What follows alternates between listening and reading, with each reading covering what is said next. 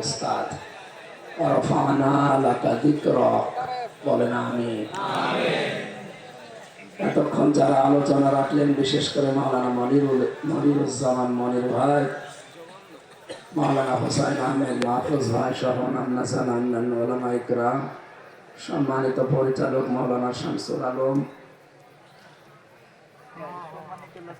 বিশিষ্ট ইসলামিক চিন্তাবিদ, শিক্ষাবিদ, মঞ্চে বসা উলামা ইকরাম, সামনে বসা মুসলমান ভাইরা, পর্দার আড়ালের সম্মানিতা মা এবং বোনেরা, প্রশাসনের ভাইরা, প্রান্তীয় টাঙ্গাইলবাসী,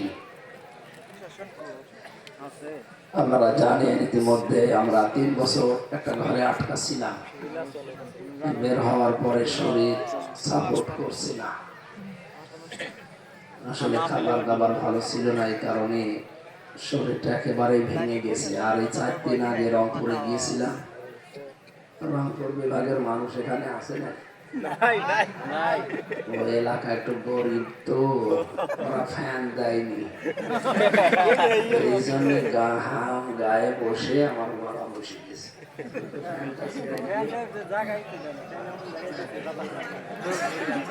আবার কালকে মাহফিল আছে নারায়ণগঞ্জে, যদি গলা আরো ভেঙে যায় তো টাঙ্গাইলের বদনাম করবো।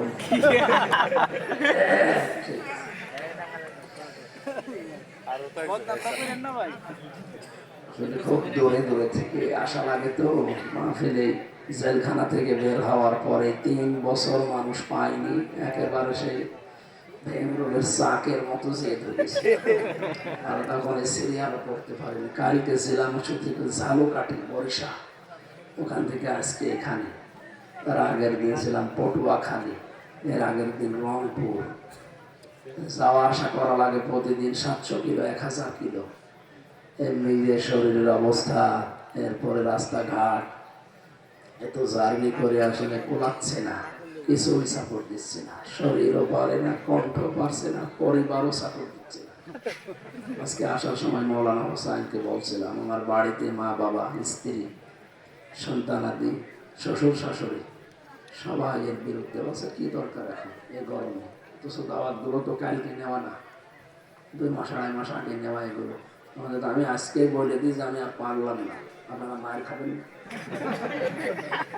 কমিটির মানুষ বলবো ওরা সিটার বাটপার, হুজুরের দাওয়াতই দেয় না। মাহফিল তো নেওয়া, সেই জেল থেকে বের হওয়ার পরে প্রত্যেকটা প্রায় এরকম 2 মাস 2.5 মাস আগে।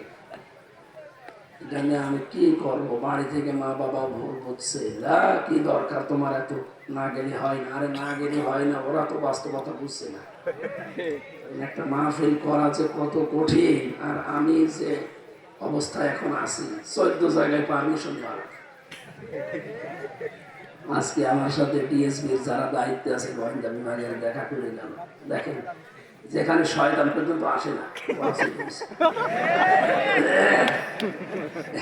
যে রাস্তা দিয়ে আসলাম, শয়তান আসার কথা, এই জায়গা পুলিশ, এই সুরতে আছে, তাই সুরত সিরত পাল্টিয়েছে, এটাও কিন্তু এসআই পুলিশ। মনটা ভালো থাকলে ভয় পায় না, কি বলে কি বলবো, সব তো আটকে দিয়েছে। মা রান্না করতে বসে ছেলেকে বলছে, তুই একটু তেল নিয়ে আয়। ছেলে তেল নিয়ে আসতেছে, মার্বেল খেলা হচ্ছিল, ও মার্বেল খেলতেছে, টাকা পয়সা সব হারিয়ে ফেলেছে। 3 ঘন্টা পরে বাড়িতে আসছে, জিজ্ঞাসা করছে সে তেল কই, কথা বলছে না, টাকা কই, কথা বলে, 3 ঘন্টা কোথায় ছিল, কথা বলেন। 3টা প্রশ্নের উত্তর ছেলে জানা আছে না, বললেই মার খাবে, আর যদি না বলে তাও মারবে মা। আমি তো ওই অবস্থায় আছি। কোরআন হাদিসের যে আয়াতগুলো পড়লাম, প্রিন্সিপাল বসে আছে, যারা আলেম, জিজ্ঞাসা করেনি আয়াত অনুযায়ী বাস্তবতার নিরিখে বাংলাদেশ সামনে রেখে যদি কথা বলতে যায়, বললেও মার খাবো, আবার 3 বছর যাবো, না বললেও মার খাবো। মারবে কে? আমাকে সঠিক কথাটা তুলে ধরা লাগবে। যে কণ্ঠ শরীর দরকার, আল্লাহ যেন আমাকে এই মুহূর্তে আমার কণ্ঠটা ভিক্ষা দেয়। খালাকাল ইনসান আল্লামাহুল বায়ান, আল্লাহ বলেন মানুষ আমি বানিয়েছি, আর একে কথা বলা কণ্ঠ দিয়েছি আমি, যে বায়ান করা কথা বলা এই যোগ্যতা দিয়েছে কে? লক্ষ লক্ষ সৃষ্টি আছে, কেউ কথা বলতে পারে না শুধু মানুষ ছাড়া। সাজিয়ে গুছিয়ে মনের কথাগুলো মানুষ বলতে পারে, এই জন্য আমরা মানুষ। এই জন্য কি মানুষ? এটা খালাকাল ইনসান, এরপরে আল্লাহ মাহুল বায়ান, মানুষ বানিয়েছে আর তাকে কথা বলা শিখিয়েছে। বিজ্ঞান এখন এই আয়াত নিয়ে গবেষণা করে দেখছে মানুষের এই গলা থেকে এক একটা কথা বের হতে 27টা স্তর পার করা লাগে, 27টা ধাক্কা লাগে, এরপর একটা কথা তৈরি হয়। আমি তো সহজেই বলে ফেলছি। আপনারা যমুনা নদীর ভাঙ্গন থেকে রক্ষা পাওয়ার জন্য আজকে আল্লাহর কাছে দোয়া করবেন। এই জন্য আমি মুসাফির আমাকে নিয়ে এসেছি। আমি অত সাহায্যের কাঙ্গা, আমারও সাহায্য দরকার। আল্লাহ বলেন আমি ধনী, তোরা সব ফকির, তোরা সব ফকিরের জাত, আমরা ফকিরের ঘরের ফকির। লা ইলাহা ইল্লা আনতা সুবহানাক ইন্নী কুনতু মিনাজ জালিমিন, লা ইলাহা ইল্লা আনতা সুবহানাক ইন্নী কুনতু মিনাজ জালিমিন। বিপদে পড়লে এটা পড়া দরকার, কারণ এর ভিতরে সরাসরি আনতা শব্দ আছে। লা ইলাহা ইল্লা আনতা, তুমি ছাড়া কেউ নেই, কেউ নেই তুমি ছাড়া। সুবহানাকা, তুমি পবিত্র। যত রকমের দোষ আমাদের মনের ভেতরে আসে তোমার প্রতি, অভিযোগ অনুযোগ, সব থেকে তুমি মুক্ত। ইন্নী কুনতু মিনাজ জালিমিন, অবশ্যই আমি জালেম, অবশ্যই আমি কি জালেম। এই কথা স্বীকৃতি আমি সহ আমার তো দেওয়াই লাগবে, কারণ আমার যে কণ্ঠের অবস্থা, বাধ্য হয়ে আমার আজকে মাপ চাওয়া লাগবে। আর আপনারাও ক্ষমা চাবেন, আপনাদের বাড়ি ঘর সহ হবে। যে হোসাইন বলছিল না, জামালপুরের দেওয়ানগঞ্জে 4 বছর আগে যেখানে প্রাইমারি স্কুলে মাহফিল করেছে, এবছরে যে দেখে পোড়া ভেঙ্গে নদীতে চলে গেছে। আসলে নদীর পাড়ে সাগরের পাড়ে যারা থাকে, এখানে থাকা আর কবরে থাকা একই। 3 কিলোমিটার চলে গেছে অলরেডি, আর এই 20 হাত যেতে দেরি হবে। শুনলাম এই বিল্ডিং এর পেছনে মাত্র 20 হাত আছে। কঠিন বিপদে আছি আমরা, তারপরও প্রত্যেকেই বিপদে আছে। আল্লাহ যদি জমিনের এই নদীর বিপদ নাও দেয়, বাংলাদেশে যারা ঢাকাতে আছে ওদের বিপদ নেই? আরো 24 ঘন্টা আতঙ্কে আছে, না জানি কখন একটা ঝাড়া দিলে পুরো সব শেষ। চট্টগ্রাম কক্সবাজারের লাইনে যারা আছে ওরা আরো বিপদে আছে। আল্লাহ একবারে যদি পানিটা 20 হাত উঁচু করে ঢেলে দেয়, ওরা এলাকা আস্তায় লাভ হয়ে যাবে। যে সমস্ত দৃশ্যগুলো দেখে মাঝে মাঝে মনে হয় মানুষ মস্তানি করে, কি নিয়ে করে? এর তো টাইট দিতে কিচ্ছু লাগবে না, আমার মতো 3 দিন কথা বন্ধ করে দেবে, মানে এমনি আল্লাহকে ডাকতে বাধ্য হবে। গত 2 দিন তো সেরকম কথাই বলতে পারি নাই, পটুয়াখালী আর এই ঝালকাঠি একেবারে কথা বলতে পারি নাই। মাফ চেয়ে সর্বশেষ চলে আসলাম, কারণ ওরাও বড় আয়োজন করেছিল। মা বাবা বলছে যাওয়ার দরকার নেই, যাওয়ার দরকার নেই মানে মাহফিলটা নিয়ে যায় 2.5 মাস আগে, এখন না গেলে হাজার হাজার, আমাদের যদি 5 ডবল মাংস খান, না গেলে কি হয়তো বলে মানুষ গোলবস্তু আর কমিটির লোকের সবাই পিটাইতে বাধ্য হয়ে হলো। বাংলাদেশে যে সমস্ত আলেমেরা দায়িত্ব নিয়ে দিনের দায়ী আল্লাহর ভূমিকা পালন করে, আমি চেষ্টা করি তাদের মতো হওয়ার, বিশেষ করে কোরআনের পাখির মতো হওয়ার চেষ্টা করি আমি। আল্লাহ আমাকে যেন ইখলাস দান করে, ওইরকম যোগ্যতা যেন আমাকে ভিক্ষা দেয়। দোয়া করেন কণ্ঠের মালিক যেহেতু আল্লাহ, উনি যেন একটু ছেড়ে দেন। উনি চাইলে অসম্ভব। ইন্নামা আমরুহু ইযা আরাদা শাইআন আইয়াকুলা লাহু কুন ফায়াকুন। আমি যখন কোনো কিছু হওয়ার জন্য বলি, ইচ্ছা করি যে হও, শুধু কোন বলি, ফায়াকুন, সঙ্গে সঙ্গে হয়ে যায়। এই 2 দিনের তুলনায় আজকে অন্তত আমার কণ্ঠে মনে হচ্ছে কণ্ঠটা আছে। আর একটু চেষ্টা করছি চাপ দিয়ে কথা বলার, আপনাদের দোয়া চাচ্ছি আল্লাহ যেন নিজের কুদরত দিয়ে কণ্ঠটা ছেড়ে দেয়।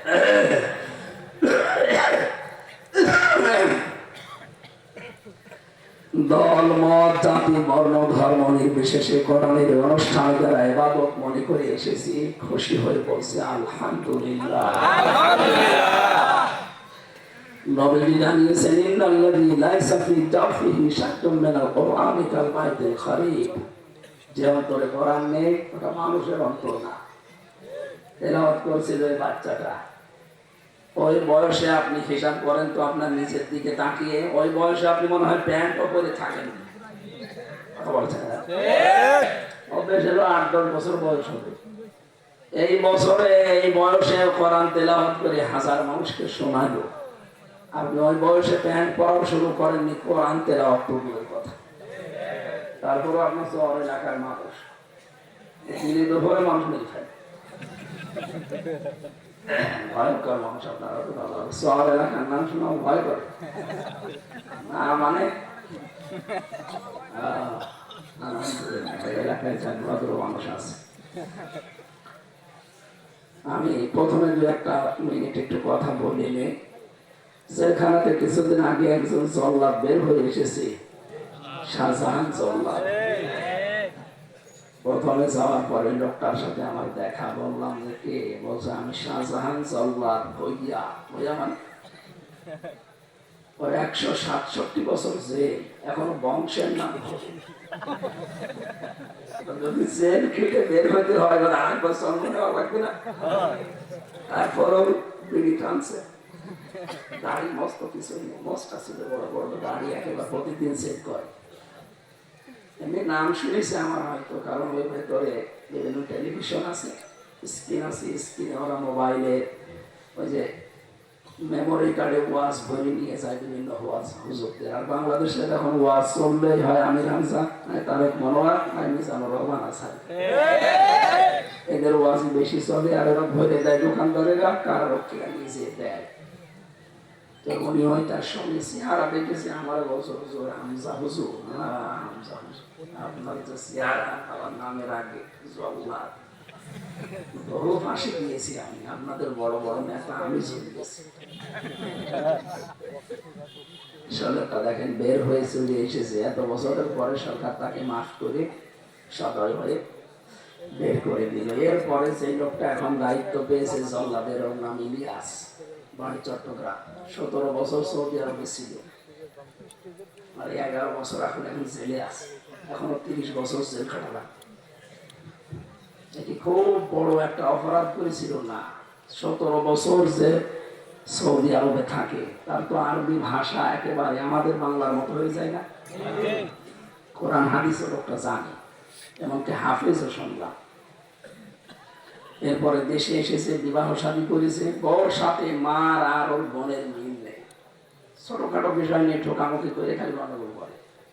বউকে বুঝিয়েছে কয়েকবার, বোঝ মানে না, গ্রাম্য মানুষ তো, শেষ পর্যন্ত মেরে ফেলছে। এখন মার্ডার মামলার আসামি, 30 বছর জেল।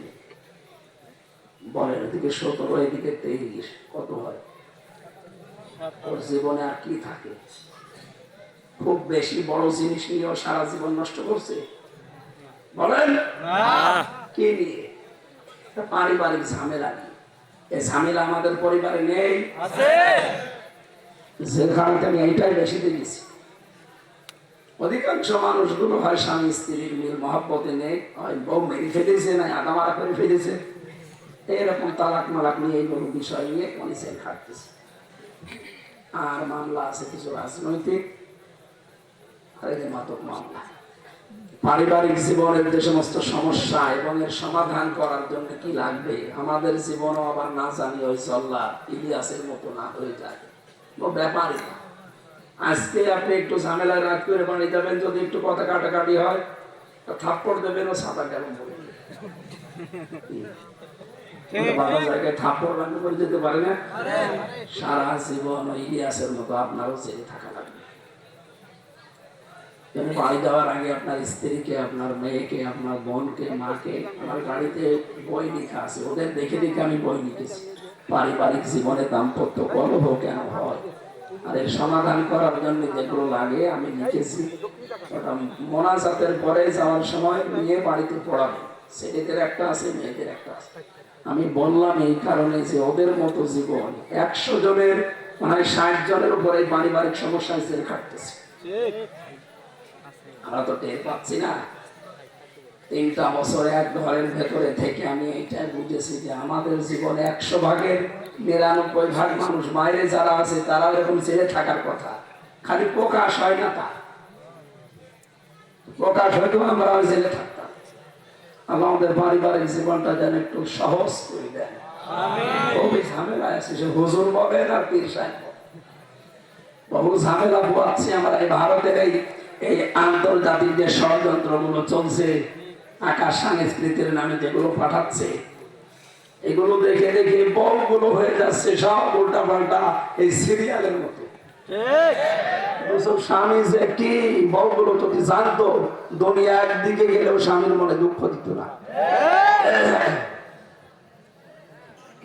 এখানে যে ছেলেটাকে বানান পড়েছে, আমরা অন্তত ওই বয়সে ওর মতো হতে চাই।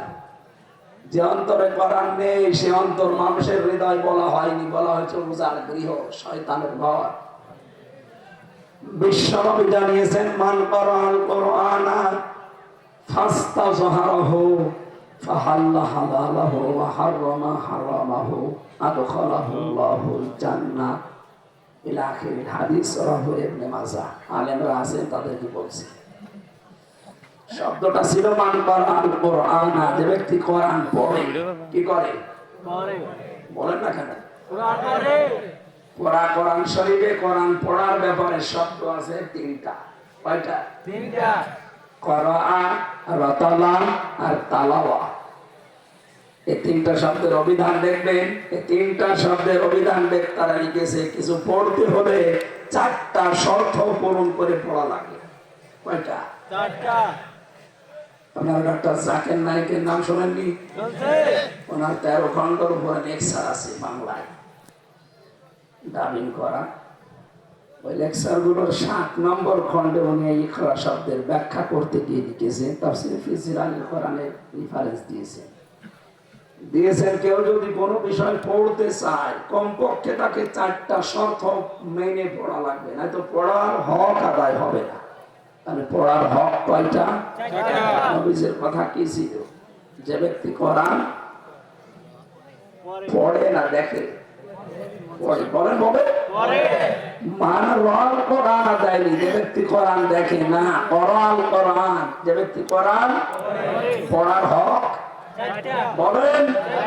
এটা ক্লাস চলছে, একটা জবাব দেবেন ছাত্রের মতো, কারণ এখানে 12 ভেজারি ছাত্র আছে। আমরা বিশ্ববিদ্যালয়ে যারা ক্লাস করি, ওখানে 80 জন 82 জন ছেলে মেয়ে সব এক ধাঁচে, ওদের মেধা সব সমান সমান। যারা 45 মিনিট 50 মিনিট ক্লাস নেয়, ওদেরও আবার ওই রকম যোগ্যতা থাকা লাগবে।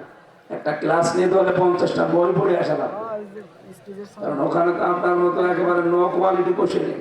সারা বাংলাদেশ থেকে বাছাই কি করে যে চান্স পায়, ওখানে সিস্টেমটা আলাদা, বোঝানোর বিষয় আলাদা। এখানে 12 বাপের 13 ছেলে, এক একজনের মেধা এক এক রকম।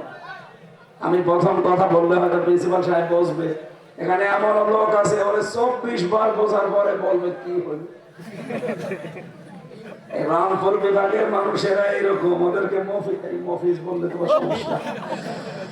ওদেরকে মফিজ বলে কয়েকটা কারণ আমি পেয়েছি। 1 নম্বর কারণ আছে যে গাড়ির ড্রাইভার বলছো হুজুর হরেন দিচ্ছি, একটু সর্বেতো না তাকিয়ে দেখে হরেন দিচ্ছি।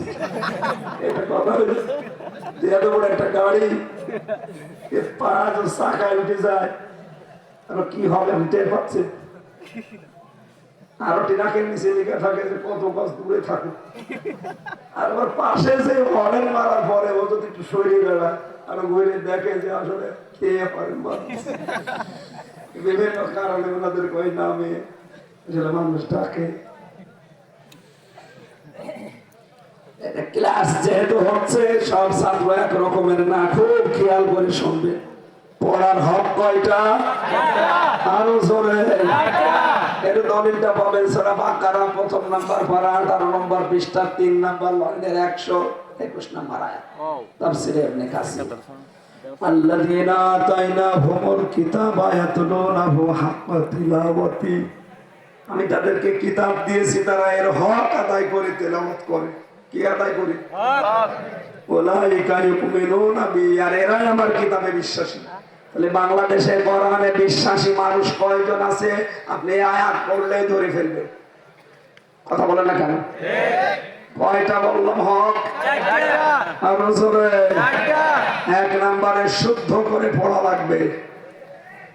আমি আল কোরআন রিসার্চ ফাউন্ডেশনের সদস্য ছিলাম 20 সালের আগে, জেলে যাওয়ার আগে। আমরা একটা জরিপ পেয়েছিলাম, এই দেশের 100 জনের 95 জন কোরআন শরীফ শুদ্ধ করে পড়তে পারে না। এই জরিপ কি খুব ভালো জরিপ? তাহলে আমরা যে 96% মুসলমান বলছি, এটা শুধু আদর্শবাদীতে আর ওই আগা কাটা আছে নাকি? এমনকি এখানে অনেকের আগা এখনো কাটা হয় না।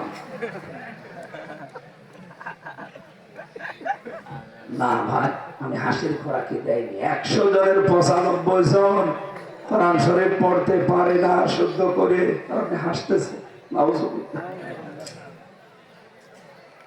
2 নম্বরে বুঝতে হবে। এটা কি করা লাগবে? বোঝার সংখ্যা আরো কম। এক কথা বলেন। আমি আজকে এশার নামাজ এখানে পড়লাম, এই যে 2 জন, এই ছেলেটা আর আমার ড্রাইভার আমার পেছনে নামাজ পড়েছে। তো ফাজিল পাস, আর ড্রাইভার মনে হয় 5 ফেল, এরকমই হবে হয়তো, আমি ভালো জানি না। আমার মনে হয় তেলাওয়াতকৃত যে আয়াতগুলো ছিল নামাজে হালকা হালকা বুঝলেও ড্রাইভার মনে হয় শুধু আল্লাহু আকবার বলে দাঁড়িয়ে আছে, ও কিছুই বোঝে। ও মনে করছে হুজুর মনে হয় দোয়া করছে। আমি যদি নামাজের ভেতরে গালিও দেই আরবিতে, ও তাও মনে করে দোয়া করছে।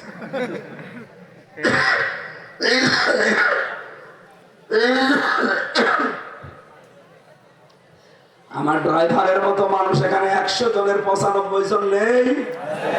আছে না? হবে না, বুঝতে হবে আপনাকে, চেষ্টা চালা। যদি বলে এটা আমার জন্য নাই, হুজুরের জন্য, কেন? হুজুরকে মায়ের পেট থেকে মুখস্থ করে এসেছে, আপনি পারবেন না? মানে পারতেই হবে আপনাকে। খালি বছরে বছরে একটা অনুষ্ঠান দিয়ে দেয় সারা শেষ। নবীর হাদিসের কি হবে? মান পারাল কোরআন, যে ব্যক্তি কোরআন পড়ে, পড়ার শর্ত কয়টা? শুদ্ধ করে পড়া, বোঝা। কি করা? বোঝা। 3 নম্বরে যতটুকু পড়বেন অতটুকু মেনে নেবেন জীবনে। হযরত ওমর রাদিয়াল্লাহু তাআলা আনহু সূরা নাস আর ফালাক মাত্র 11টা আয়াত, তার 11টা বছর লেগেছিল জীবনে সেট করতে। কত বছর? 11 বছর। আর আমরা, আমার মনে হয় আমার নাস ফালাক পড়তে দিলে 2.5 মিনিটে শেষ করে আরো সময় থাকবে। তাহলে হযরত ওমর মনে হয় আমার মতো পড়তে পারতো না। হ্যাঁ, এত সময় লেগেছে কেন? তিনি যখন এই পড়তেন আউযু বিরাব্বিন নাস, তখন মিলাতেন আমার আল্লাহ আমাকে কি বলতে চান। তিনি বলেছেন কুল আউযু বিরাব্বিন নাস, আমি আশ্রয় চাই মানুষের মালিকের কাছে, মানুষের রবের কাছে। কার কাছে? মানুষের রব। এখানে আল্লাহ শব্দটা নেই, রব আছে। রবের অর্থ 19টা। কয়টা? 19টা।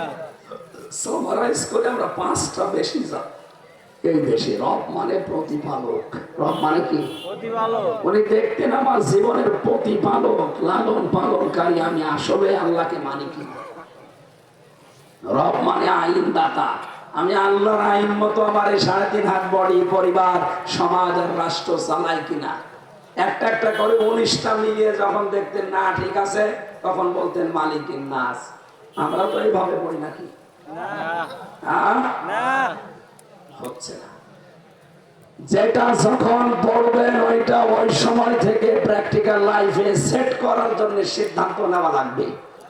এটা কোরআন পড়ার হক। কোরআন পড়ার কি হক? 4 নাম্বারটা খুব কঠিন, এটা নাই না বলি। বলেন। 4 নম্বর, যতটুকু পড়লেন এটা যেন মানুষ এইভাবে মানতে পারে, এই পরিবেশ তৈরি করে দেওয়া। কথা বলেন। এইটা করা দেওয়া অত সহজ না কঠিন? এইটাই করতে চেয়েছিলাম। শুধু নিজে পড়বো, নিজে শুদ্ধ করে অর্থ বুঝবো, নিজে আমল করবো না। আমি মানুষকে মানাতে চাই ঠিক এইভাবে। এটা করতে গিয়ে আমার 3 বছর আটকায় গেছে। আপনিও যদি এই সিদ্ধান্ত নিয়ে ময়দানে আসেন যে আমি শুধু বলবো না, আমি শুধু বলবো না, আমি শুধু নিজে মানবো না, আমি মানুষকে মানাতে চাই, তখন আপনারও এরকম অবস্থা হতে পারে। এই দোষ শুধু হামজার একার নাকি? আমাদের সবার দোষ। আমরা যদি নবীর হাদিসটা যদি এই 4টা অর্থ মেনে 96% মুসলমানের দেশ সবাই যদি নামাজ ফরজের মতো দাঁড়িয়ে যেতাম যে না আমি কোরআন পড়তে চাই, এই 4টা শর্ত মেনে, বাংলাদেশে কেউ কোরআন বাধা দেওয়ার সাহস পেত না। কথার অর্থ বোঝা গেছে আমার মনে হয়। দ্বিতীয় পয়েন্টটা বলবো, এজাহার থেকে এসেছে শব্দটা। নবীজি বলেন যারা কোরআন এজাহার করার চেষ্টা করে, এজাহার মানে প্রকাশ করা, এজাহার মানে স্পষ্ট করা, এজাহার মানে বিজয় করা, এজাহার মানে দাঁড় করা, এজাহার মানে প্রতিষ্ঠিত, এজাহার মানে কায়েম করা। 99টা অর্থ আছে শব্দের। যেভাবে অর্থের ভেতরে শব্দ বেশি থাকে তার ভাব গাম্ভীর্যতা বেশি হয়। ফাস্তাজাহারাহু শব্দটাই মনে হচ্ছে কেমন যেন ভয়ঙ্কর শব্দ। আল্লাহর নবী জানিয়েছেন যে ব্যক্তি কোরআন এই 4টা শর্ত অনুযায়ী পড়বে আর কোরআনকে বিজয়ী করার জন্য চেষ্টা চালাবে, এর হালালকে হালাল জানার পরে মেনে নেবে, হারামকে হারাম জানার পরে ছেড়ে দেবে, আদখালাহুল্লাহুল জান্নাহ আল্লাহ তাকে জান্নাতে দিয়ে দিয়েছে না দেবে না। আদখালা এটা মাঝি, আল্লাহ তাকে জান্নাতে দিয়ে দিয়েছে। সুবহানাল্লাহ বলেন কেন? সুবহানাল্লাহ আন্দাজ বলেন না, আল্লাহ নাকি দেখে। আমি তো এখনো মরি নাই, তাহলে নবীজি কি করে বললেন যে তোমাকে আল্লাহ জান্নাতে দিয়ে দিয়েছে? হাদিস কেমন হয় ভুল নাকি? না আমার এদিকে আসে আসে, আপনাকে বুঝিয়ে দেওয়া লাগবে। আমি এখনো মরলাম না, এখনো মরতে কত দেরি আমি তাও জানি না। আর নবীজি বললেন যে প্রথমে এই 4টা শর্ত মেনে নাও, আল্লাহ তোমাকে জান্নাতে দিয়ে দিয়েছে। ফাইল আল্লাহ নিজে, আদখালাহুল্লাহুল জান্নাহ আল্লাহ নিজে তোমাকে জান্নাতে দিয়ে দিয়েছে। ব্যাখ্যায় আমি পড়েছি, কোন মানুষ যদি সত্যি কোরআন যেভাবে পড়া লাগে এইভাবে পড়ে আর কোরআনকে বিজয় করার জন্য চেষ্টা চালায়, কোরআন যদি বিজয় হয়ে যায়, যদি প্রতিষ্ঠিত হয়ে যায়, কোরআন কায়েম হয়ে যায়, তখন হালালকে হালাল মানা সহজ, আর হারামকে হারাম জেনে ছেড়ে দেওয়া তখন আপনি বাধ্য হবে। আমাদের দেশে যাকাত ভিত্তিক অর্থনীতি নেই, এই কারণে এই দেশে যদি এখন ফেরেশতা জিবরাইল এসে বাস করে, সেও ইনডাইরেক্ট ভাবে সুদখোর। উল্টা দিকে নিয়ে যাবেন না। কি মনে করছেন আপনি? এই যে টুপিটা খুব সুন্দর মনে হচ্ছে না, এর ভেতরে সুদ আছে। অন্তত বলেন না হুজুর আপনি 200 টাকা দিয়ে কিনলেন, হালাল টাকা, সুদ মানে? হ্যাঁ, এই টুপিটা যে ফ্যাক্টরিতে বানিয়েছে, ফ্যাক্টরির মালিক লোন নিয়েছে ব্যাংক থেকে। একবার বলছেন না কেন? যাকাত ভিত্তিক অর্থনীতি যতদিন রাষ্ট্রীয়ভাবে কায়েম না হবে, এদেশে ফেরেশতা বাস করলেও সে সুদ থেকে মুক্ত হতে পারবে না। যদি তাহলে কোরআন কায়েম থাকতো, এই দেশে হারামকে হারাম জানার পর যেটা মায়ের সাথে জেনা করার গুনাহ হয়, কেউ জীবনে করার সাহস পেত? বলেন। এই জন্য বলছেন যারা হালালকে হালাল জানার পরে ছেড়ে দিত, আঁকড়িয়ে ধরতো, আর হারামকে হারাম জানার পরে ছেড়ে দিত, এরকম একটা দুনিয়া যদি তুমি পেতে, তুমি তো মনে করতে আমি একটা জান্নাতে আছি।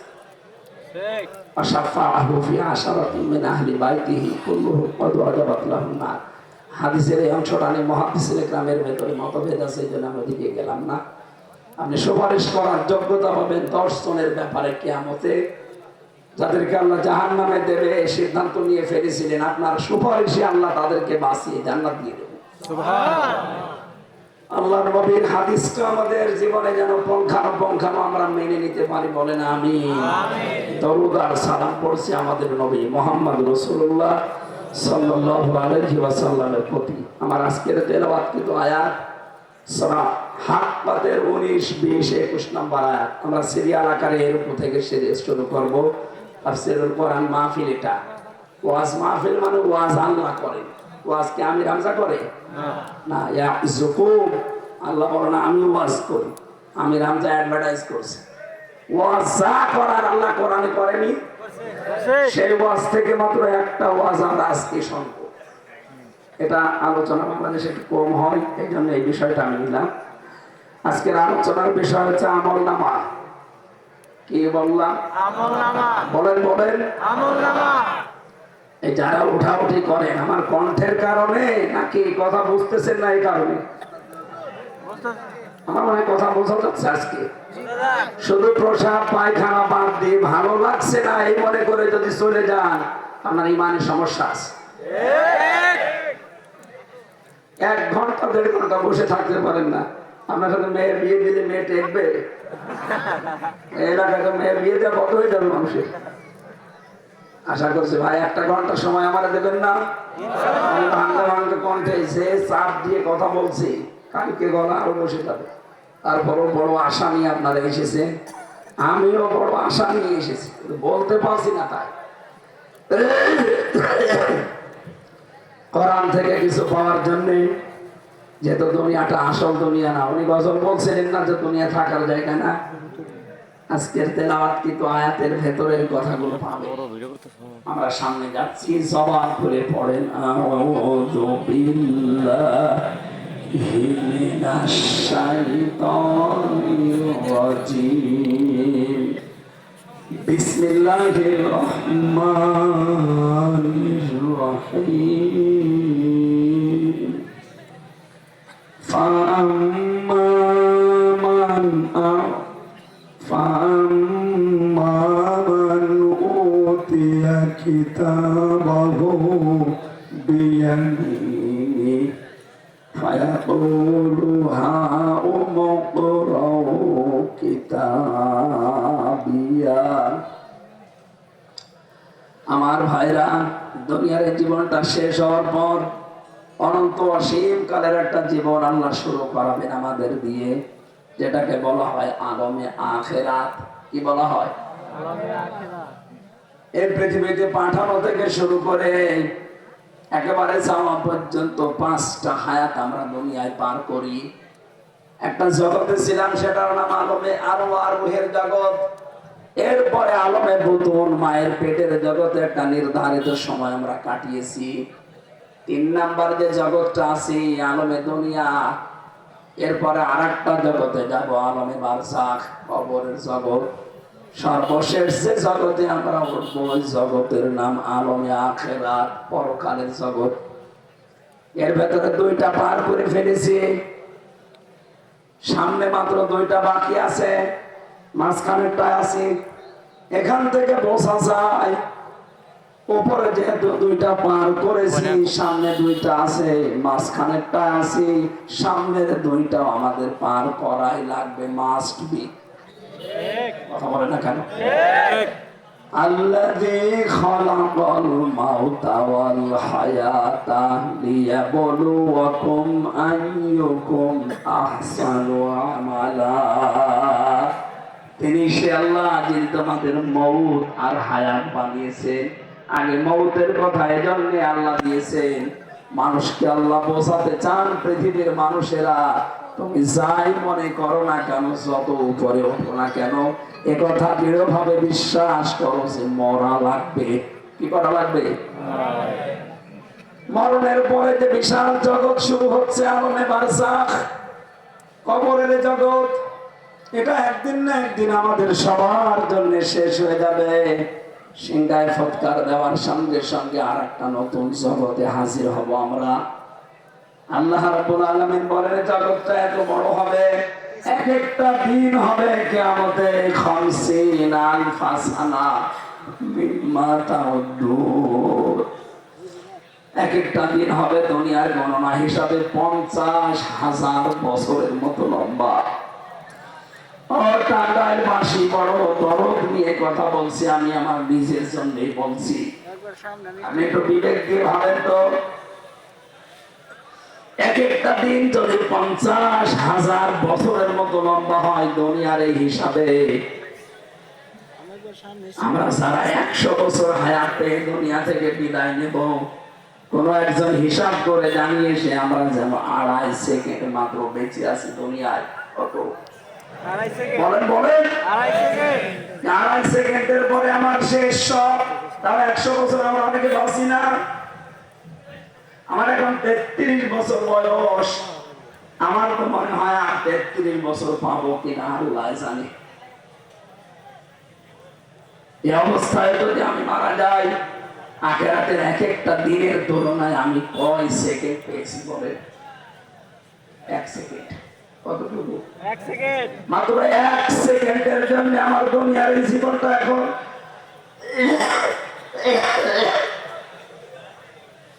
নবীজি জানিয়েছেন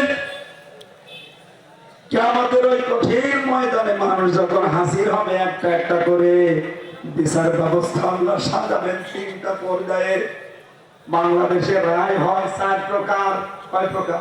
4 প্রকার। এই টাঙ্গাইলে ম্যাজিস্ট্রেট কোর্ট থেকে আপনার বিরুদ্ধে যদি রায় আসে, আপনি বলতে পারবেন না বিচার আমি মানি না।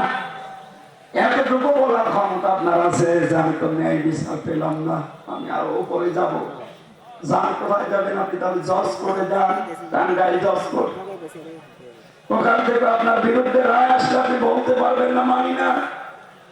এতটুকু বলার ক্ষমতা আপনার আছে যে আমি ন্যায় বিচার পাইনি, আমি আরো উপরে যাব। যান, আপনি কোথায় যাবেন? হাইকোর্টে যান। ঢাকাতে যান এবার হাইকোর্ট। ওখানে 54-56টার উপরে এখন বেঞ্চ আছে, যে কোনো বেঞ্চে আপনার কেসটা জমা দেন। ওখান থেকেও যদি রায় আসে আপনার বিরুদ্ধে, আপনি বলতে পারবেন না আমি মানি না, তাহলে রাষ্ট্রদ্রোহী মামলা হবে। সর্বশেষ এতটুকু আপনি বলতে পারেন যে আমি ন্যায় বিচার পেলাম না, আমি আরো উপরে যাব। কোথায় যাবেন? সুপ্রিম কোর্টে 2টা ভাগ আছে, ওখানে আপনি আপিল করেন। ওখান থেকে যদি বাংলার প্রধান বিচারপতি এখন যিনি আছেন, এই নেত্রকোনায় বাড়ি ভদ্রলোকের নাম কি? না না, কুষ্টিয়া। এরপরে আরেকটা এসেছে ওবায়দুল হাসান। প্রধান বিচারপতি কে? আপনারা তো প্রেস সম্পর্কে কোনো খবর নেই, আপনারা খালি নদী নিয়ে আসেন। কখন এই নামটায় আছে। বাংলার প্রধান বিচারপতি ওবায়দুল হাসানের নেতৃত্বে 6টা বিচারপতি, এরা যদি একবার আপনার বিরুদ্ধে রায় দিয়ে দেয়, আপনি না আপনার বাবা না, এই দেশের 16 কোটি মানুষ মেনে নিতে বাধ্য। সিস্টেম কয়টা পেলাম? আল্লাহ পাক বলেন কিয়ামতে আমার বিচার হবে 3 প্রকার। প্রথম, এই মানুষকে আমি আমার আদালতে ডাক দেব স্রেফ একা একা। কয়জন করি? একা একা। প্রিন্সিপাল সহ আমি সহ প্রত্যেকে আল্লাহর দরবারে একা একা উঠবেন, কেউ থাকবেন আপনার সাথে। বাংলাদেশ, ভারত আর পাকিস্তানে একটা কথা কারা যেন ছড়িয়েছে, কিয়ামতে এক একজন পীর সাহেব নাকি লক্ষ লক্ষ মুরিদ নিয়ে জিন্দাবাদ দিয়ে উঠবে। এটা মিথ্যা কথা, এটা কোরআনের সাথে সাংঘর্ষিক। অকুল্লুহুম আতিহি ইয়াউমাল কিয়ামাতি ফারদা। সূরা মারইয়াম 16 নম্বর পারা 10 নম্বর পৃষ্ঠা 15 নম্বর লাইনের শেষ নাম্বার উপর 95 নম্বর আয়াত। যতগুলো তাফসীর আছে বাংলাদেশে সব মুফাসসির এই আয়াতের ব্যাপারে একমত। কিয়ামতে প্রতিটি মানুষ আল্লাহর দরবারে উঠবে কয়জন করে? একা একা। আপনি যদি বলেন যে আমি মিছিল সহকারে আমার বাবা উঠবে, তাহলে এই আয়াত কোথায় গেল? হারায় যাবে। এটা ধোঁকা দিয়ে বোকা বানিয়ে দরবার চালানোর একটা পন্থা। কারো উপরে ভরসা করে লাভ নেই। আমার সুন্দর টুপি, ওনার সুন্দর টুপি, তাই কি হয়েছে? কিয়ামতের ময়দানে আপনার ভাই, আপনার মা, আপনার বাবা, আপনার স্ত্রী, আপনার সন্তান, আপনার নেতা, আপনার নেত্রী, আপনার দলের লোক, গোষ্ঠীর লোক, 7 প্রকার মানুষের নাম আছে আয়াতে সূরা আবাসার ভেতরে। এরা পালাবে। এরা কি করবে? পালাবে। বলেন পালাবে। তাও পালাবে আস্তে করে না। ইয়াউমা ইয়াফিরুল মারউ মিন আখি। ইয়াফিরু মানে কি? ঝেড়ে দৌড় দেওয়া, খেচ্ছে দৌড় মারা। বাঘ দেখলে যেভাবে মানুষ দৌড়ায়, কিয়ামতে এই 7 প্রকার মানুষ ওইভাবে দৌড়াবে। আপনার বিবেকের কাছে আমার প্রশ্ন, আপনি মূর্খ মানুষ, তাতে কি বলেন তো একটু ভেবে। এই যাদের নাম বললাম, এই 7 প্রকার মানুষ যদি কিয়ামতে পালায়, আমার মনে হয় হাজারো পীর সাহেব বলবে, আল্লাহ আমি পীরই ছিলাম না। এরা যদি এই কথা বলতে পারে যে আমি ওরে চিনি না, মা বলবে যে আমি চিনি না, ভাই বলবে কেউ, তাহলে পীর সাহেবের কথা বলতে পারে না যে আমি তো পীরই ছিলাম। এই জন্য এই ধান্দা বাদ দিন ভাই। আপনি উঠবেন স্রেফ আল্লাহর দরবারে একা একা। কয়জন করে? একা একা। একটু ভেবেছেন কোনদিন শব্দটা নিয়ে? না। আমি মাঝে মাঝে একা থাকলে জেলখানা যেত, এক ঘরের ভেতরে 3 বছর একা ছিলাম, মাঝে মাঝে এই চিন্তাটা আসতো, কত মানুষ আমার সামনে দিয়ে জেলে মরে বের হয়ে চলে যাচ্ছে। জেলখানার নিয়ম আছে, জেলে নাকি আজরাইল ঢোকে না, ওখান থেকে অসুস্থ হয়ে মরে গেলেও বের করে বলে যে বাইরে চিকিৎসাধীন অবস্থায় মরে গেছে, অথচ মরেছে 10 ঘন্টা। ওদের ওই কথা ছড়ানো আছে, কারণ ওখানে মরে গেলে জেলার সুপার সহ যারা দায়িত্ব আছে ওরা ফেসে যেতে পারে। এই জন্য যদি একটু ঘাপুস ঘুপুস করে তাড়াতাড়ি করে বেরিয়ে পাঠিয়ে দেয়, যা বাইরে যে মর, আর বলবো চিকিৎসাধীন অবস্থায় মরে গেছে। জেলখানা এই জন্য আজরাইল অথচ আমার সামনে মরিয়ে শেষ, তাই ওই গাড়ি গাড়ি পরিয়ে নিয়ে চলে যাচ্ছে। 1-1.5 ঘন্টা পরে শুনলাম যে কারারক্ষী এসে বলছে ও মরিয়ে যাওয়ার সামনে। কত মানুষ ওই সময় বের হয়ে চলে গেল আমার সামনে দিয়ে, কত আসছে 3 বছরে বেরিয়েছে।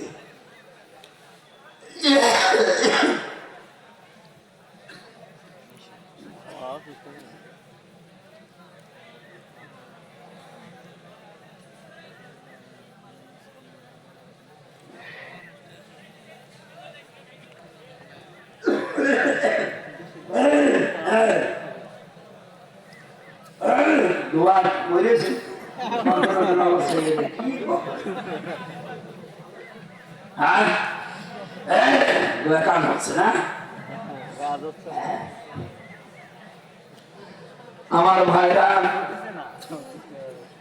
মাঝে মাঝে একা একা আনমনা হয়ে চিন্তা আসতো, আল্লাহ আমি যদি এখন মারা যাই, তুমি যদি বলো হামজা তোরে আমি একা সামনে নিয়েছি। 2024 সালের এপ্রিল মাসের 30 তারিখ পর্যন্ত তোরে মাফ করে দিলাম, যা শুধু মে মাসের 1 থেকে 10, এই 10 দিনের হিসাব দিয়ে তুই জান্নাতে চলে যা। আমি জেলখানায় তো গোনা মুক্ত হয়েছিলাম, কারণ গোনা করার কোনো পরিবেশ ওখানে নেই। 24 ঘন্টা আপনি তালা মারা এক ঘরে, এদিকে 2.5 হাত, এদিকে 3.5, কোনো জায়গায় যেতে পারবে না, কারণ ফাঁসির কন্ডেম সেলের ভেতরে ছিলাম। কোনো গোনা তো করার কোনো মানে সমস্যা নেই। আর করবেন কি করে? মোবাইল নেই, মেইল নেই, কি দিয়ে গোনা করবো? আল্লাহ আল্লাহ কথা ছাড়া কোনো উপায় নেই। যে কান্নাকাটি করেন করে, আল্লাহ আল্লাহ করেন। মাঝে মাঝে ভাবতাম অন্তত এই 3 বছর তো কিছু না গেলেও কিছু গোনা থেকে মুক্ত আছি, তারপরও যদি আল্লাহ ডিসেম্বরে এপ্রিলের 30 তারিখ পর্যন্ত বলে জবাব দেওয়া লাগবে না, এমনি মাফ করে দিলাম, শুধুমাত্র এই 11 দিনের হিসাব দিয়েছে, 10 দিনের। আমার মাঝে মাঝে এই চিন্তা এসেছে, কোরআন শরীফের এই যে এর মধ্যে কোরআন আছে, আমি বলছি আমার মাঝে মাঝে মনে আসতো না আমার দ্বারা সম্ভব না। তোমরা পারবে না? আপনারা পারবেন।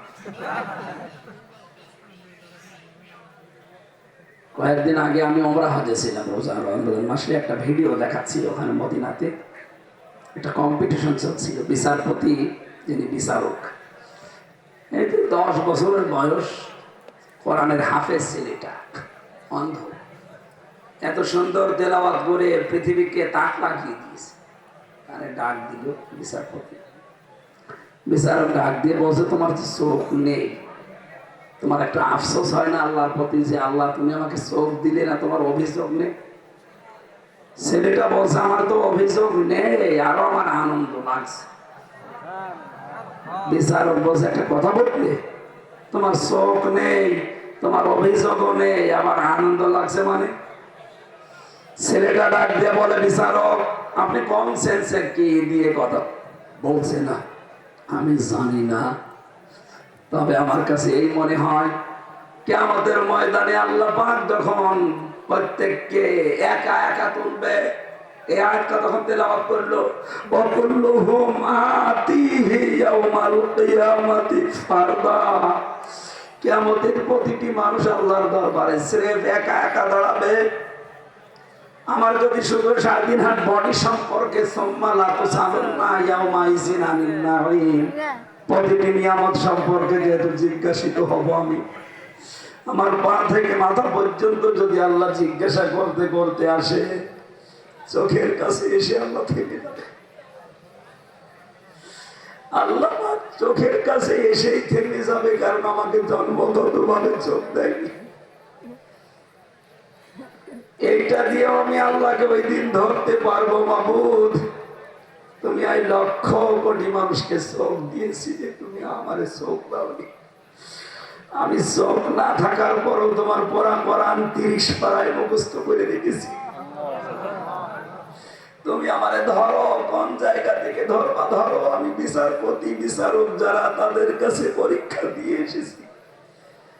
তুমি আমারে ধরো, আমি পুরাটা আমার পক্ষে ধারণ করে রেখেছি। তুমি আমাকে চোখ দাওনি, অন্তত এই ওসিলায় হলেও আজকে আমার বিচারটা একটু সহজ করে দাও।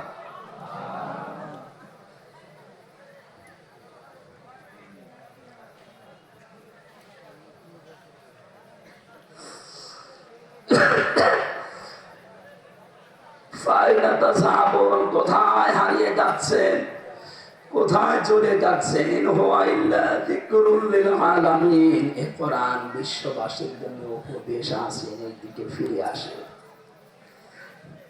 এই কঠিন বিচারের মুহূর্তে মহান আল্লাহ বিচার ব্যবস্থায় কোনো দুর্নীতি, অবিচার, স্বজনপ্রীতি এগুলো আল্লাহর বিচারে নাই। আসতে বলেন নাই। আল্লাহর বিচারে কোনো অবিচার নাই, ন্যায় বিচার আছে। কথা বললেন কি না? না, কথা বোঝার চেষ্টা করেন ভাই। আল্লাহর বিচারে কোনো অবিচার নেই, এটা পাগলও বিশ্বাস করে যে আল্লাহ অবিচার করতে পারে না। ন্যায় বিচার করলে আপনি বাঁচবেন না। ন্যায় বিচার